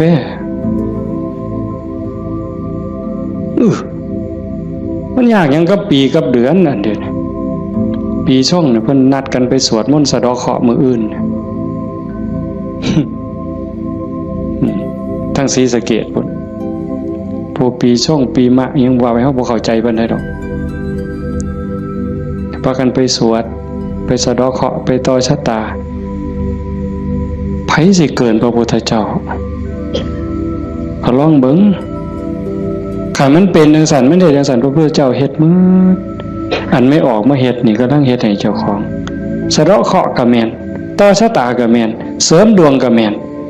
โดยการตั้งสติให้มันฮู้จักอีหยังผิดอีหยังถูกอีหยังควรบ่ควรตรงนี้ตรงมันแม่นพุทธะต้องเฮ็ดแบบนี้เพี้ยนมาจากภพจากศาสตร์คันเฮาบ่มีเชื่อเก่าไม่ออกบ่ออกคันว่ามีเชื่อของนักบวชนักปฏิบัติเป็นเชื่อเป็นอย่างเป็นเผ่าเป็นพันธุ์ไว้ตั้งแต่อดีตเฮาบ่มีมือมาเฮ็ดจังซี่ในเมื่อเฮามีของเก่ามานำพามาสู่การเหตุการณ์ทำจังซี่มีกัลยาณมิตรพาเหตุพาทำให้ทุ่มเทเต็มที่ถือว่าโอกาสได้เกิดมาเป็นมนุษย์ได้พบพระพุทธศาสนามีสติปัญญาหูดีหูชั่วหูผิดหูถูกยังมีสติหูอยู่จังสิเฮ็ดเต็มที่ก่อนมันสิหมดเวลาแล้วอย่าคิดว่าเจ้าของซ่าเด้ไม่ออกญาติโยมอย่าคิดว่าเฮาสิเฮ็ดบ่ทัน ตราบใดลมหายใจยังมีอยู่สติสัมปชัญญะยังหูผิดหูถูกเพิ่นว่าเฮามีโอกาสจนลมหายใจสุดท้ายจนลมหายใจสุดท้ายยิ่งเฮาฟังเทศน์ฟังธรรมอยู่บ่อยๆอยู่ประจำบัดจนหอดเฮาเจ็บเฮาป่วยเฮาใจสิขาดสิล้มสิตายสิ่งที่เฮาฝึกมาตลอดชีวิตทบทวนมาตลอดชีวิตหอดเวลานั้นมันจะว่างแม่นบ่แม่นก็แล้วแต่สิว่างว่ามันเอาบ่ได้แล้วร่างกายบ่แม่นของเฮาสังขารบ่แม่นของเฮาสรรพสิ่งในโลกบ่แม่นของเฮาดินดอนตอนหญ้าบ่แม่นของเฮาแม้แต่สังขารร่างกายก็สิถิ่มอยู่ไว้ๆนี่ว่างเด้ปล่อยเด้ตัวอย่างที่อาตมาได้พบมาญาติธรรมวันที่9 พฤศจิกาอาตมาว่าจะพาไปสวดมนต์ที่พระใหญ่อำเภอเขืองในเพิ่นนิมนต์ไปเทศน์ก็เลยประกาศชวนญาติชวนโยมไปญาติธรรมกลุ่มหนึ่งผู้เฒ่าหน่อยที่สุดก็60แต่ส่วนใหญ่70ขึ้นไปเกิดอุบัติเหตุโยมอาจจะได้ยินข่าวอยู่ว่าจักรถสิเลี้ยวเข้าพระใหญ่เขิมเพื่อเขืองในเลี้ยวก็ไป2ขั้นหน้าไปติดหลุมสิลงจากทางลาดยางมันมีหลุมก็คอยหยอดขั้นหน้าคอยหยอดขั้นหลังก็จอดนิ่งๆรถวัดป่าใหญ่เมืองอุบลแล่นมาต่ำเข้าเต็มลำหลังหัวเก่งนั่นคนอยู่ทั้งหลังนี่7อยู่ทั้งหน้า2คนทั้งหน้า2บ่เป็นหยังแต่อยู่ทั้งหลัง7คนนี่ฟ้องลงรถตาย3บาดเจ็บหนัก4เป็นจังได๋พวกผู้เฒ่าทั้งหมดนี่ว่าชีวิตเฮาอันนี้เพิ่นเว้าก่อนเป็นได้เว้ามาเรื่อยๆดอกบ่แม่นเว้ามื้อนั้นเว้าเรื่อยๆเว้าตลอดถ้าเฮาได้เข้าวัดเข้าว่าได้ปฏิบัติเป็นนักรบตายในสนามรบตายยามใดก็บ่ย้านยิ่งไปเฮ็ดบุญตายแห่งแต่ดีว่าจังซี่เลยเด้ตายก็ตายไปแต่ว่าซุ่มยั่งนี่กระดูกโค้งหักแขนหักกระดูกสันหลังเคลื่อนกระดูกต้นข้อเคลื่อนขาหลุดโบกแม่นมืด2 คนหนึ่งนี่หมอเขาว่าเป็นอัมพาตตลอดชีวิตซอยเหลือเจ้าของบ่ได้อาตมาก็ออกมาบ่ได้เทศน์ทำสนอกได้ยินข่าวอาตมาไปนั่งลงปุ๊บก็เสียงหวอรถดังเลยพอได้ยินข่าวว่าเป็นญาติที่ทำก็แต่ตามเขามาโรงพยาบาลเขืองในพอแต่ไปหอดแม่ใหญ่หนึ่งเขามาอุบลก็หลายแล้วแต่แม่ใหญ่หนึ่งนอนอยู่ก็เจ็บแขนหักหน้านี่ลอกหมดเลือดแดงพอแต่เห็นโอ้ยอาจารย์แขวหักเพิ่นว่าแขวเสียไปซ้ำเพิ่นว่าโอ้ยสร้างมันตัวใหญ่บ่ได้ซื้อเพราะบาดดอกแขวนั่นว่าเราก็ยังดีใจอยู่เด้หลานหน่อยไปนำหลานอาตมาไปนำ2 คนจับมือยายแน่มันหนาวมันสิไปทั้งเพิ่นแล้วนะมันหนาวจับมือยายแน่ให้ยายอุ่นแน่ให้ยายอุ่นแน่เด็กน้อยก็จับผู้คนก็บ่ฮู้เรื่องสลบไปบัดพ่อใหญ่นึงบัดกระดูกหักเขาก็คิดว่าแอวหักทำไมก็คิดยากหมอเขาก็มาจับนี่เขาก็เพื่อทดสอบว่าเป็นหยังมาสุดท้ายเขาก็ว่าแอวหักกระดูกหัก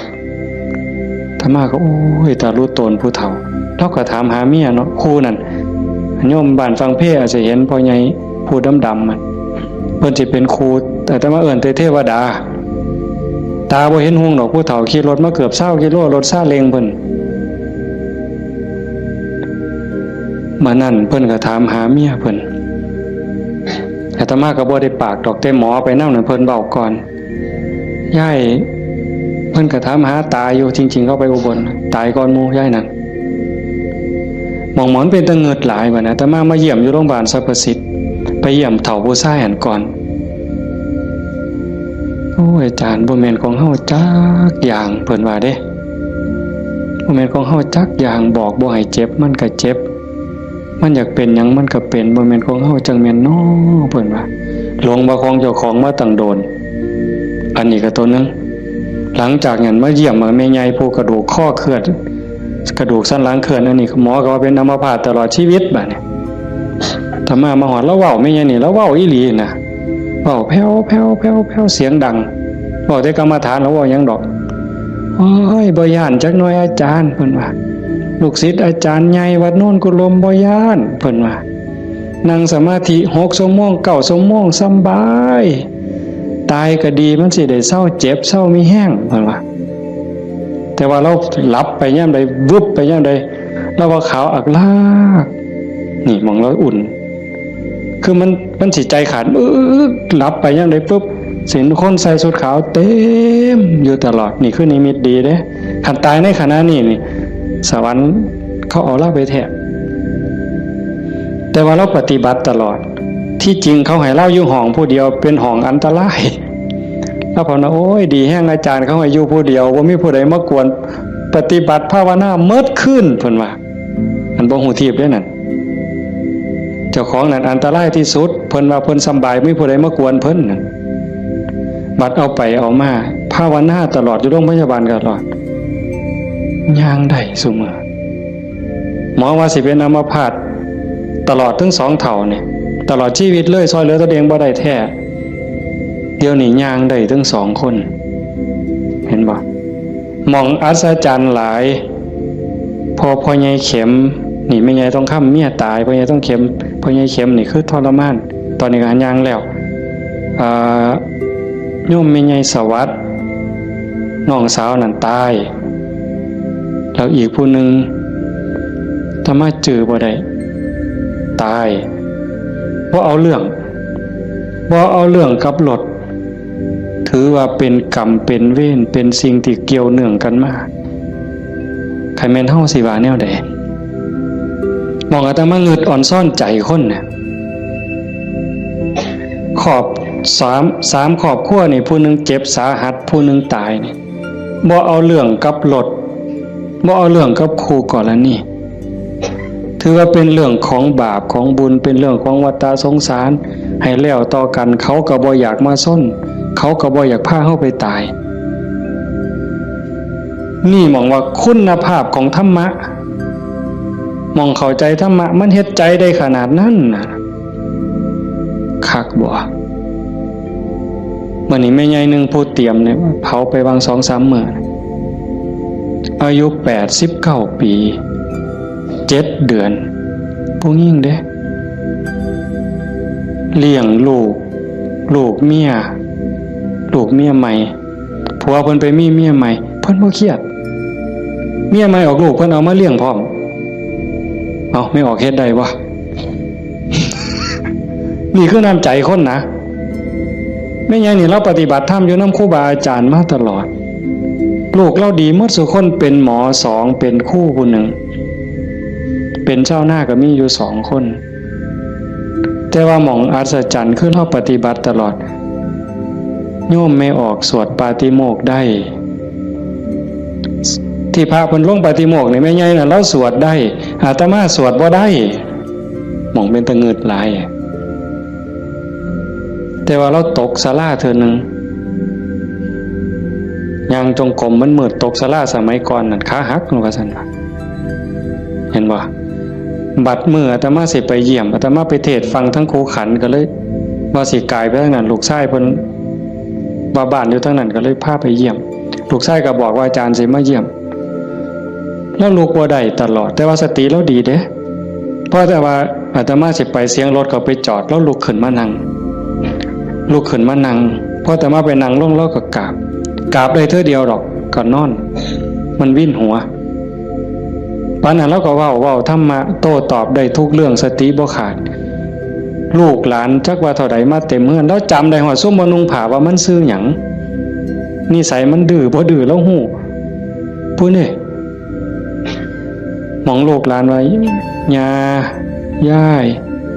อยู่อีกเด้อโอ้ยมันถูกมันยากบ่อยู่ดอกอยู่น้ำหลานอีกแน่อยู่โดนแล้วผู้นี้มัดมือสิใจขาดหลานผู้เรียนอยู่จุฬากำลังขึ้นรถลูกชายว่าย่าถาหลานเนี่ยเด้อหลานกำลังขึ้นรถโอ้ยถาบ่ถามันก็บ่แม่นแม่วะแล้ว เป็นเรื่องของเพิ่นว่าเห็นบ่เป็นเรื่องของเพิ่นบ่เป็นเรื่องของญาหมองคักหลายว่าแล้วตายนั่นเรานอนแต่แข้งข้างขวาเลียนแบบพระพุทธเจ้าเลยสติจำได้มือสิตายแล้วกินข้าว3 เทื่อได้กินข้าวปกติเว้าได้ปกติเพียงแต่ว่านอนไปแล้วก็มาหลับเอาตอนมาดับไปตอนตีสี่คนตายลูกนี่เป็นหมอ2แล้วก็หลานเป็นหมออีกผู้นึงมันบ่เข้าในทฤษฎีโยมพวกนี้อยู่นำคนตายมาตลอดลูกหลานสาวอยู่ห้องชันสูตรพลิกศพพร้อมคนตายเขาพิสูจน์ว่ามันจะเย็นไม่ไงนี่แล้วอุ่นบัดเนี่ยตายไปแล้วจากตีสี่กลัวจนหอด5 โมงเช้าเดี๋ยวเขาลงเพราะยังอุ่นอยู่แต่เฮ็ดจังได๋บ่ได้เพิ่นก็ลูกชายเพิ่นก็โทรมาถามอาจารย์ที่ว่าแนวใดแต่มาเลยว่าบ่ต้องฉีดยาเด้อสิฟื้นหรือบ่ฟื้นเฮาบ่คิดดอกแต่ว่าบ่ต้องฉีดยาก็บ่ฉีดอยู่จักมื้อหลายมื้อเติบ4-5 คืนบ่ล่ะแต่มาก็บ่เจอบัดฮอดมื้อสิเผาบัดเนี่ยลูกชายเพิ่นก็โทรมาถามประมาณ3 โมงกว่าเนี่ยอาจารย์เฮ็ดจังได๋บัดเทื่อเปิดโลงออกมานี่หาแม่ยังอุ่นอยู่คือเก่าเนี่ยสิเฮ็ดแนวใดเพิ่นว่าโอ้ตมาก็บอกบ่ถูกดอกโยมไขเบิ่งซะก่อนว่าซั่นแต่ว่าใส่เพิ่นใส่ตู้ร่มเย็นอยู่แต่มันเย็นทั้งหลังนั่นน่ะตมาก็เลยว่าเอากันจัก4 โมงก็จังถอดปลั๊กออกเบิ่งเด้อถอดปลั๊กออกเบิ่งเพื่อให้มันปรับสภาพเพราะว่าตัวเย็นนี่มันอาจจะเป็นจากเครื่องใส่ไฟฟ้าหอดประมาณเฮาจะออกประมาณบ่ายโมงก็หากะลามันอุ่นมันยังอยู่ก็จังว่ากันอีกเทื่อนึงบัดสุดท้ายก็แม่นหมดอยู่ดอกเพิ่นว่าอาจารย์ประมาณเที่ยงในเพิ่นโทรมาก็บ่เย็นปานใดแต่ว่าย้ายบ่แข็งเพิ่นว่าเย็นอยู่แต่ว่ามันบ่แข็งคือทั่วไปคันจังซี่ก็หมดไปตามธรรมชาติก็เฮ็ดไปเด้อคือที่เว้าให้โยมฟังนี่หมายความว่าอย่าให้เราปฏิบัติมาตลอดจิตใจเราดีเรางามบ่เคยด่าไปจักเทื่อลูกว่าลูกเมียใหม่เขาผัวก็อยู่นำเมียใหม่เนี่ยเอาลูกมาเลี้ยงแล้วก็ป้อนข้าวทอกันนี่เลี้ยงซ่ากันป้อนปลาป้อนข้าวก็บ่ให้ลูกเจ้าของคำใหญ่กลัวเด้คำทอกันอาบน้ำให้ก็คือกันสอนก็คือกันฮักทอกันใจคนน่ะมันจังว่าคันมันได้ฝึกได้ฝนมันมีธรรมมันก็สุดยอดอยู่นี่โยมพ่อใหญ่พาเฮาประพฤติปฏิบัติเฮ็ดงานจังซี่เฮามาประพฤติปฏิบัติสูงสุดก็เพื่อยกจิตยกใจเด้อสรุปตรงนี้เด้อบุญนั่นเป็นของตายจังได้เฮาก็ได้เต็มที่อยู่แล้วแต่สิ่งสำคัญน่ะให้ยกจิตยกใจเจ้าของให้มันสูงขึ้นจากอำนาจของความโลภความโกรธความหลง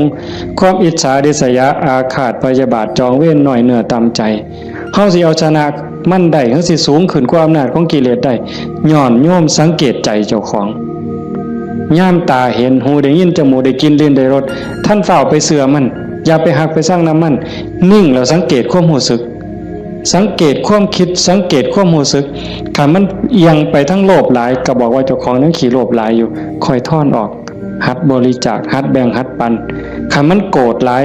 เห็นอันใดผิดหูผิดตาแล้วงุดงิดโหนหวยขึ้นเป็นตาสร้างขึ้นมาหูจักมันปรับแล้วก็หูจักเมตตาเขาก็คือเฮานั่นล่ะเขาบ่ทันหูเขาจึงเป็นจังซั่นหูจักให้อภัยฝึกไปคอยยกระดับดวงจิตขึ้นมาให้เข้าใจว่าพระพุทธเจ้าบ่ได้สอนให้เฮาทุกข์พระพุทธศาสนาสอนให้เฮาพ้นทุกข์โกรธก็คือทุกข์โลภก็คือทุกข์หลงก็คือทุกข์เป็นเหตุให้ทุกข์เฮาก็ต้องดับเหตุมันเฮ็ดให้จิตใจเป็นกลางๆฮักผู้อื่นคือฮักเจ้าของหวังดีต่อผู้อื่นคือหวังดีต่อเจ้าของนั่นจิตใจเฮาจะดีขึ้นงามขึ้นมื้อนี้สมควรแก่การเวลาใส่เวลามาหลายเติบชั่วโมงหนึ่งกับ40 กว่านาทีเนาะสมควรแก่การเวลาท้ายที่สุดก็ขอ อนุโมทนาสาธุกับญาติโยมผู้เป็นเจ้าภาพผู้เป็นเจ้าของสถานที่และก็ญาติธรรมที่มาจากที่ไกลมาร่วมประพฤติปฏิบัติบำเพ็ญบุญบำเพ็ญกุศลยกระดับดวงจิตดวงใจของเจ้าของให้สูงขึ้นงามขึ้นท้ายที่สุดก็ขอรัตนาอ้างอิงเอาอำนาจแห่งคุณพระศรีรัตนตรัยคุณของพระพุทธเจ้าพระธรรมพระสงฆ์และอำนาจแห่งบุญกุศลคุณงามความดีที่มีทั้งหมดทั้งมวลในสากลและจักรวาลจงหลอมร่วมเป็นตบะเป็นเดชะเป็นพลวะปัจจัยอำนวยหนุนส่งให้ญาติโยมสุขสุคนจงเป็นผู้แกล้วกล้าอาจหาญร่าเริงในการสร้างบุญสร้างกุศลสร้างคุณงามความดีให้ยิ่งขึ้นไปให้เป็นผู้เจริญงอกงามในจตุรพิธพรชัยคืออายุวันนะสุขภละปฏิภาณธรรมสารสมบัติให้เป็นผู้มีสัมมาทิฏฐิมีโอกาสประพฤติธรรมปฏิบัติธรรม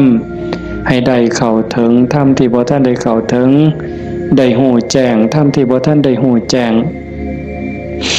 จนสามารถนำตนให้พ้นทุกข์ปรารถนาสิ่งหนึ่งประการใดหากเป็นไปโดยชอบประกอบโดยธรรมก็ขอให้ความหวังความปรารถนานั้นจงสำเร็จทุกประการมีความสุขกายสุขใจโดยทั่วกันทุกท่านทุกคนเถิด